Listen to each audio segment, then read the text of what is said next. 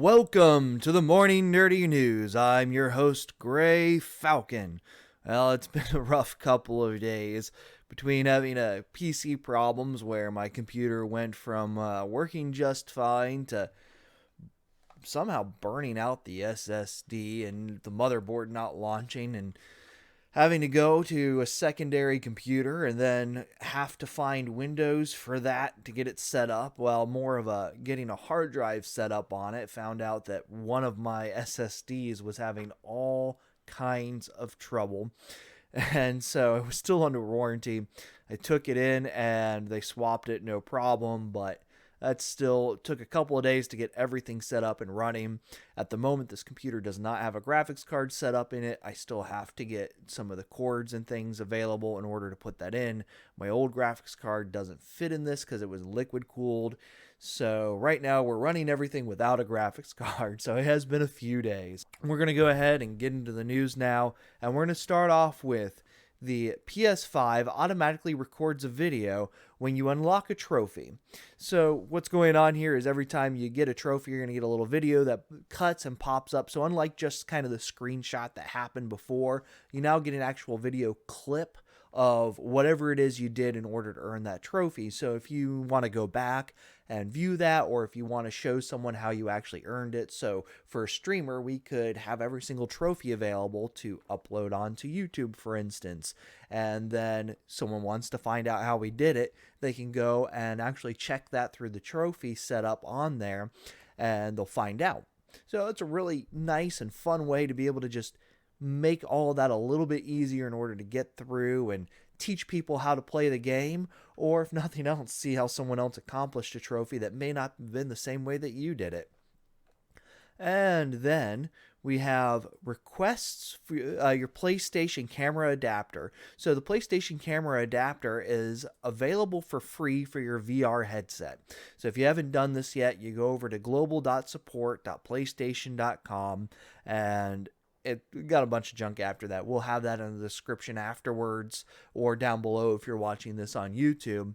But basically, you come in, you verify you're not a robot, then you stick in your information that is loaded up on here. So my finger's covering it, so you can't steal mine, but you'll be able to find right where my finger is for that and just put that information in. And then you'll be able to receive the adapter for free once that becomes available for the PlayStation 5. So that's good news. And PlayStation has also announced that they are going to add a couple of extra games to the PlayStation 5 collection. So if you haven't heard about that, they are going to be updating the Final Fantasy 15 to the Royal Edition, not just the standard. And they're putting Crash Bandicoot on there and one other game. So we're getting a little bit more quality out of that as well. On their competitor side, created a fridge, and Snoop Dogg has one of these, or had one of them. I don't know if this is the same one, but they're doing a giveaway now to show off how incredible their system is as a refrigerator. So if you're interested in that, you can go check out their tweet over on their Xbox page. And basically all you have to do is follow Xbox and then retweet this, and you'll have a chance of winning your very own Xbox fridge. Now, this does not have a freezer. It's got just the fridge. It's probably a little bit shorter than most fridges. So just go over there, check that out. But just remember, not going to have a freezer. And then back on the performance side, though, Xbox released a thing after AMD's presentation the other day, and the Xbox Series X and S AMD thing here says a closer look at how the Xbox Series X and S integrates full AMD RDNA 2 architecture. And they're basically saying they're the only console that has this fully integrated. They're basically taking shots at PlayStation saying, you have not fully implemented the AMD RDNA 2 architecture into your system. So this is a fun read. Nothing that is particularly special. It just mostly talks about things that are already available, like variable rate shading and other special things that are in here that are very much known about performance and capability. If you are into the tech side of things, you've already heard most of this. But we are going to go over and talk about AMD now, where AMD has released their pricing. So AMD's new pricing for their RX 6800, 6800 XT, and the 6900 XT. So what we have here is the 6800 is going to come in at a price of $579. And that's really good. It's showing that it's going to be faster than the RTX 2080 Ti, which makes it a direct competitor to the 3070. However, the 3070 shows that it's more even with it.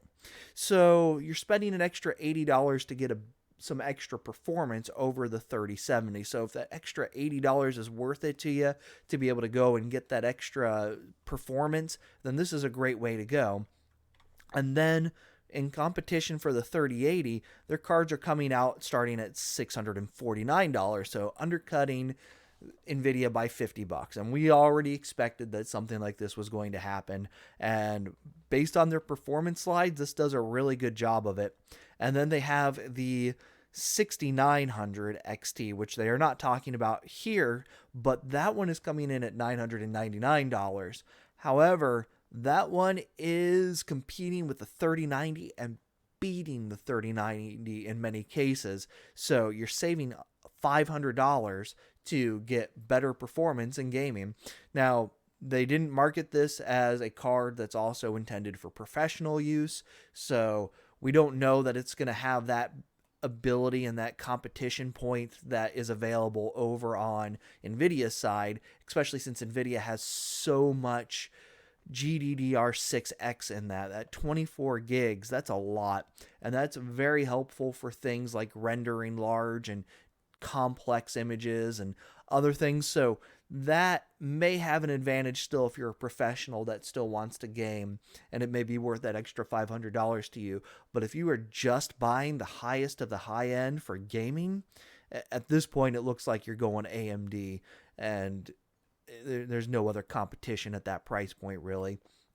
But it gives us a good stack overall, where the $500 3070, then it goes up to the the RX 6800 for $580, and then we hit the 3080 and the 6800 XT, which are kind of even, but just at slightly different price points there.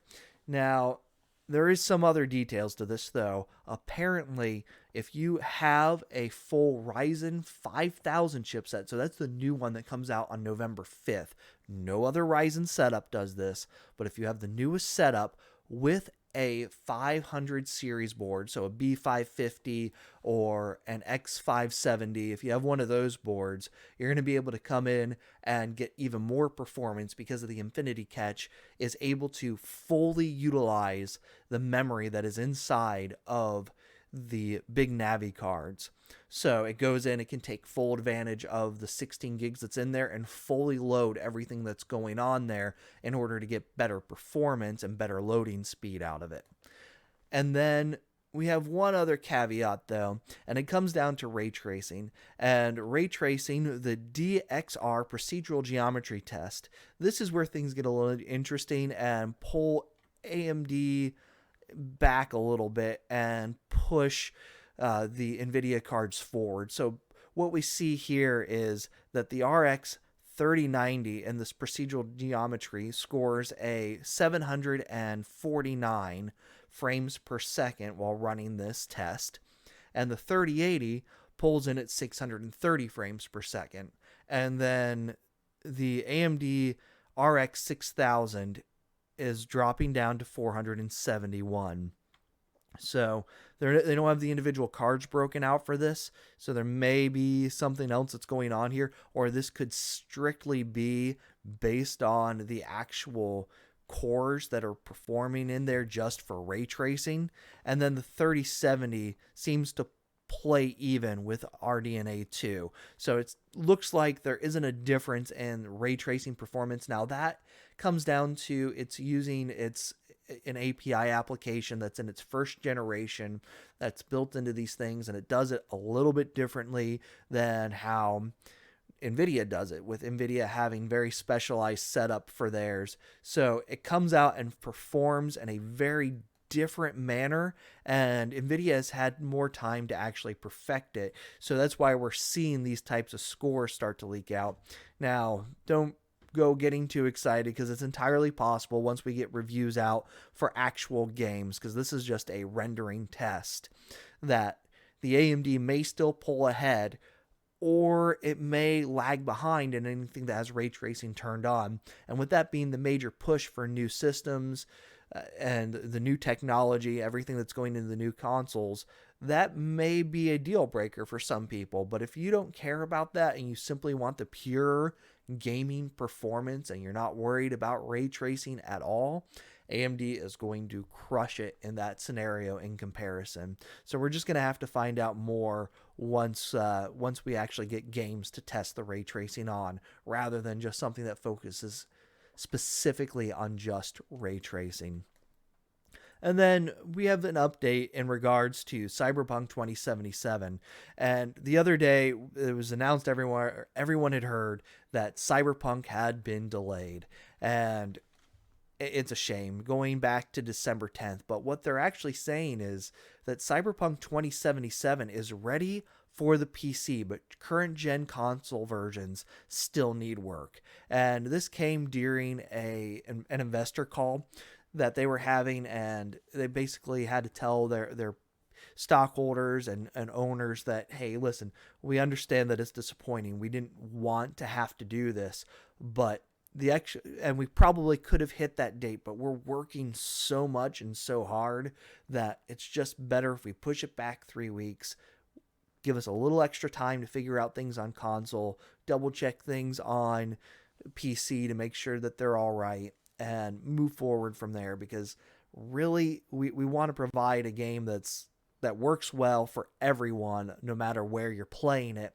And they just can't do that on the Xbox One and PlayStation 4 right now without killing themselves more than they already are. This will hopefully give them a little bit of extra downtime, maybe reduce their work hours, especially after they talked about having absolutely no crunch, or avoiding crunch as much as possible, and then, or for mandatory crunch anyways, and then all of a sudden, boom, mandatory crunch, which is something that they are not known for, and they're kind of going back and forth on this, and unfortunately it's just not enough. They're wearing out their employees, and hopefully this means that they're not going to end up crunching for another 3 weeks on top of what they already had, thinking, oh, it's almost over, and then nope, it's not.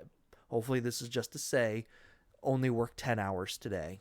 Don't come in for 15. Don't come in for 12 plus hours. Work 10, we gave you the extra time, relax, recover, and you'll perform better overall if you're actually doing that. And that's my sincerest hope, is that that's what this is for. But we'll find out, hopefully in the future, because these types of things have a tendency to leak out. Someone will speak out eventually. But if that's what they're doing, that's great for them. And keep in mind that CD Projekt Red, all of their employees receive 10% of all funds earned for the entire year. Now, that means it's not just from their game that they produce and sell. That's everything from their GOG store. So if you go over to GOG and make a purchase of a game there, you're actually helping support the developers, because they receive 10% of every single one of those sales. So make sure you're doing that and helping them out and supporting them, especially in a time of crunch like this. Well, that's going to be it for today. I appreciate all hanging out with me. Again, I am sorry for the delay, as these last 2 days have been exhausting, and I wish I hadn't had some of the problems that I've had and was able to be here for the last couple of days, but back up and running now. The intention is to get my graphics card set up in this, the new graphics card that I did the unboxing for the other day. That one does not have the liquid cooler set up on it, so it will fit inside of the system without a problem. So we'll get some gaming going on here shortly. Hopefully I can have it later on today or tomorrow. Just depends upon how long it's going to take me to get all that set up. But as a reminder, make sure you click the follow button if you haven't already. If you're watching this over on YouTube, make sure you click the subscribe button there. That is Gray Falcon, GRAY_Falcon, FALCON. And then follow me on Twitter as The Gray Falcon. That's the_Gray_Falcon if you're looking for me over there. Until next time, have a good one.